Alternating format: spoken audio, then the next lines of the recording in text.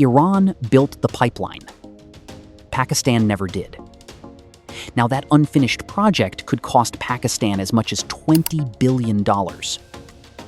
For years, most people assumed the Iran-Pakistan pipeline was dead. The steel was already in the ground on the Iranian side. The contracts were signed, the gas was ready. Yet the pipeline never carried the fuel it was designed to move. Then the Gulf crisis changed the conversation. As tensions spread across the region and energy markets came under pressure, a project that had spent years collecting dust suddenly found its way back into strategic discussions. Not because anything new had been built, because the world around it had changed. At the very moment Pakistan was trying to keep diplomatic channels open between Tehran and Washington, it was also facing a massive legal dispute with Iran over that same pipeline. One country needed the project, the other never finished it. Both are still dealing with the consequences. The pipeline begins near one of the largest natural gas reserves on Earth. Its destination was supposed to be Pakistan, a country that has spent years struggling with energy shortages, fuel imports, and rising costs. On paper, the idea looked simple. Build the connection, move the gas, reduce the dependence on imported energy. Instead, the project stalled for more than a decade. Not because engineers didn't know how to build it, not because the steel didn't exist, and not because the gas wasn't there. Something else got in the way. Something powerful enough to stop one of the most ambitious energy projects in South Asia. Today, that obstacle still matters. Because the question is no longer why the pipeline failed. The question is whether the conditions that stopped it are beginning to disappear. If they are, this project could reshape energy flows across South Asia, strengthen new trade corridors, and force major powers to rethink old strategies. But before we can understand why the pipeline matters again, we need to understand why it never worked in the first place. To understand why this pipeline still matters, we need to go back to the problem it was built to solve. Pakistan wasn't looking for another energy project. It was looking for relief. Factories were struggling with power shortages. Businesses faced rising fuel costs. Entire industries were paying the price for an energy system that could no longer keep up with demand. Across the border, Iran had the opposite problem. It was sitting on one of the largest natural gas reserves on the planet. The gas was there, the buyers were nearby. The distance between opportunity and demand was measured in hundreds of miles, not oceans. On paper, the solution looked obvious. Connect the two countries and let the gas flow. The idea eventually became known as the Iran-Pakistan pipeline, a project stretching roughly 1,700 miles from Iran's South Pars gas field toward Pakistan. Tehran pushed ahead with construction and completed more than 700 miles of pipeline on its territory. Billions of dollars were spent. The infrastructure was built. By the mid-2010s, Iran was ready to export gas. Pakistan was supposed to be ready to receive it. But that never happened. The gas never arrived. The pipeline never entered service. Years passed, and the longer the delay lasted, the more expensive the consequences became. By the early 2020s, what was once promoted as a breakthrough energy project had become a symbol of unfinished promises. The obvious explanation would be money. Large infrastructure projects fail all the time because funding disappears. This project was different.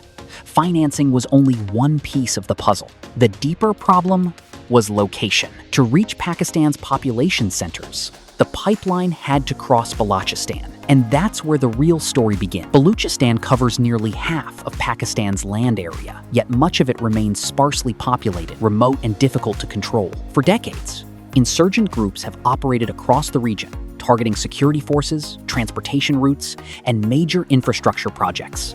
Building a pipeline here was never going to be as simple as laying steel across a desert. For planners sitting in Islamabad, Balochistan looked like a route on a map. On the ground, it was something else entirely. Vast deserts, mountain ranges, long stretches of territory with limited government control. Every mile of pipe would have to pass through an environment where security was never guaranteed. Over the years, insurgent groups operating in the region repeatedly targeted infrastructure, transportation routes, and state projects. Roads were attacked, rail lines were disrupted. Construction crews often required heavy security. For any investor looking at the pipeline, the question wasn't whether security would be expensive. The question was how expensive. This created a problem few energy projects face. Before a single unit of gas could move, Pakistan would first need to secure hundreds of miles of territory. The pipeline was starting to look less like an energy project and more like a long-term security operation. Officials discussed special protection units. Security planners examined how thousands of workers, engineers, vehicles, and supply chains could operate inside high-risk areas. Every new layer of protection increased the cost.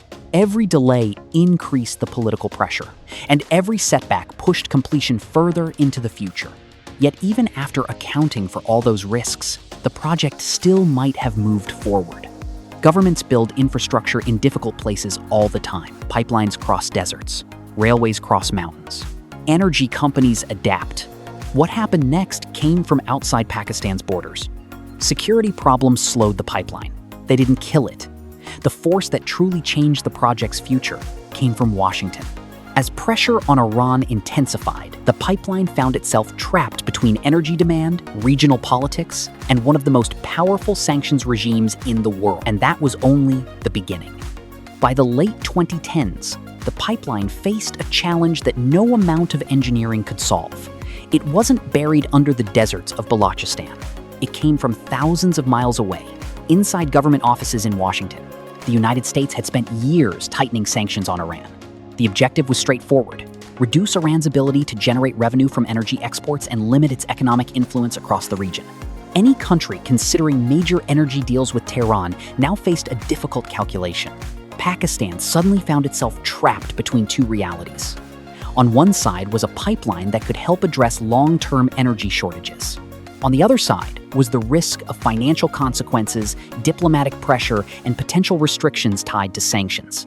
The longer construction was delayed, the more uncertain its future became. Then another factor entered the equation. This time it wasn't political pressure, it was competition. While the pipeline stalled, Qatar expanded its role as one of the world's largest LNG exporters.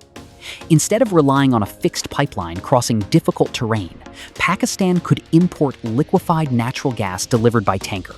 The fuel would arrive by sea, be processed at LNG terminals, and enter the domestic market.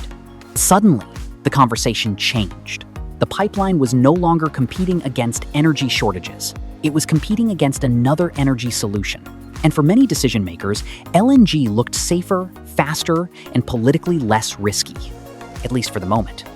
But that decision would create a new vulnerability, one that would become impossible to ignore when the Gulf crisis arrived. Delays are expensive.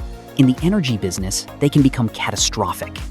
Every year, the pipeline remained unfinished. Another problem was quietly growing in the background. It was a legal problem. And unlike a pipeline, legal obligations don't simply disappear because a project stops moving forward. Under the original agreement, Pakistan had committed to receiving natural gas from Iran once the project became operational. The pipeline may have stalled, but the contract remained.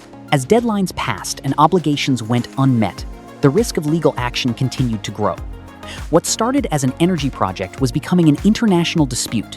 For Pakistan, the numbers were becoming difficult to ignore.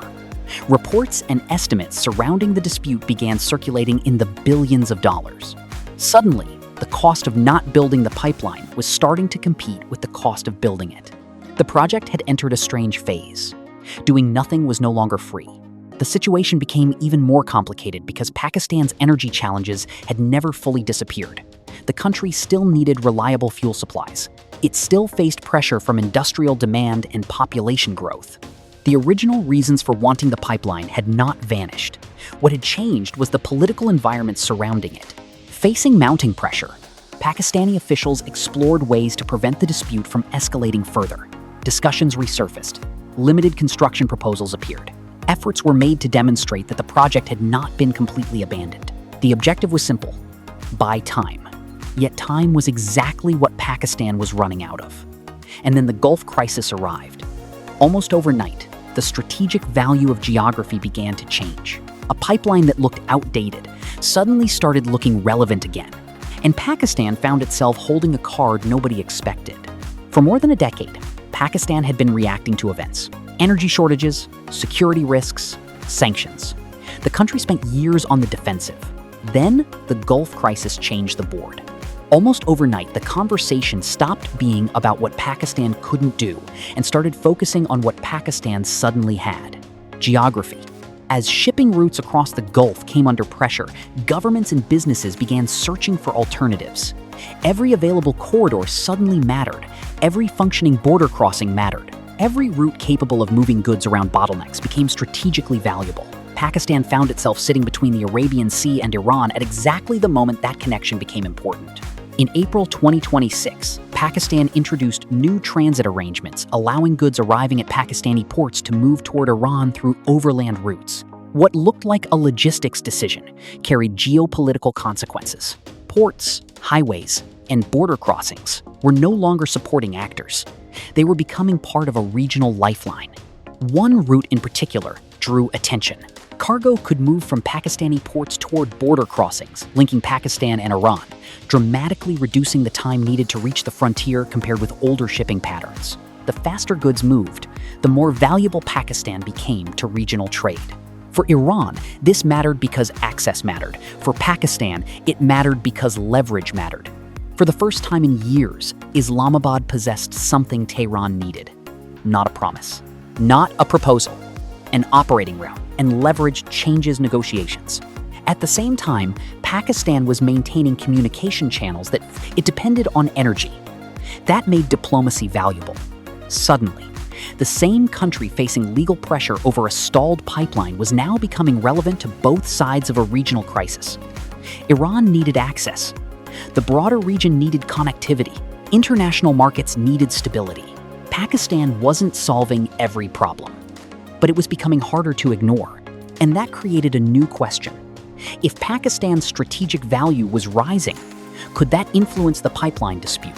Could a country facing legal claims use its growing geopolitical importance to gain room for negotiation? Those questions were no longer theoretical, because the pipeline itself had not changed. What had changed was the strategic environment surrounding it. A project once viewed as a liability was beginning to look like an option again. And if that happened, the implications would reach far beyond Iran and Pakistan. They would extend into trade corridors, energy security, and the growing competition to shape the future of Asia's infrastructure network. At this point, the most important question is no longer what happened in the past. The question is what happens next. Can the pipeline actually come back? The answer is more complicated than a simple yes or no. The steel already exists. Much of the route already exists. The gas certainly exists. What stands between the project and reality is not engineering, it's politics. If sanctions remain unchanged, the project stays trapped. If political conditions shift, the equation changes immediately. That's because the economics of the pipeline never completely disappeared. Pakistan still needs reliable energy. Iran still wants buyers. The original logic behind the project never vanished. It was buried beneath years of geopolitical pressure. One possible outcome involves negotiation. A country that suddenly becomes strategically useful often gains more room to maneuver. If Pakistan's regional importance continues rising, Islamabad may have more leverage to seek delays, exemptions, or alternative arrangements that were harder to imagine a few years ago. Another possibility involves alternative payment structures. Energy trade does not always follow the same financial pathways. Around the world, governments have experimented with barter arrangements, local currencies, and non-dollar settlement mechanisms when traditional channels become difficult. None of these options are easy, but they exist, and that's where China enters the story. Not because China built the Iran-Pakistan pipeline. It didn't. China matters because of what sits on the Pakistani side of the map: roads, ports, logistics hubs, and above all, the China-Pakistan Economic Corridor, better known as CPEC. CPEC was designed to improve connectivity between Western China and the Arabian Sea through Pakistan. Gwadar became one of its most recognizable symbols. Over time, planners began looking at how energy, transportation, and trade infrastructure could connect together rather than operate separately. A functioning pipeline would fit naturally into that larger vision. This is where the story becomes much bigger than Iran and Pakistan. A completed connection could become part of a broader network linking energy supplies, ports, highways, and trade corridors across multiple countries. The pipeline would no longer be just a pipeline. It would become one piece of a much larger system. Of course, none of this is guaranteed. Security risks remain. Political disagreements remain. Sanctions remain. The obstacles that delayed the project for more than a decade have not magically disappeared. But the strategic environment surrounding the project is no longer the same as it was 5 years ago. That's why the pipeline is back in the conversation. Not because anyone suddenly discovered it, not because the gas field is new. The project matters again because the world around it changed. And the final decision may depend on a question that remains unanswered. Will the major powers see this pipeline as a threat or as a solution? For years, the Iran-Pakistan pipeline was treated as a failed project. A half-finished idea buried beneath sanctions, security concerns, legal disputes, and political hesitation. Yet the story never truly ended. The steel remained in the ground, the gas remained underground, and the need for energy never disappeared. Today, the question is no longer whether the pipeline exists. The question is whether the political conditions needed to unlock it are finally beginning to emerge. If they do, this project could become far more than a pipeline. It could become a symbol of a changing energy map across Asia. So what do you think? Will Washington eventually make room for a deal? Or will Pakistan move closer to Iran and China in search of another path forward? Let us know in the comments below. And if you enjoyed this analysis, don't forget to subscribe for more stories shaping the future of energy, geopolitics, and global trade.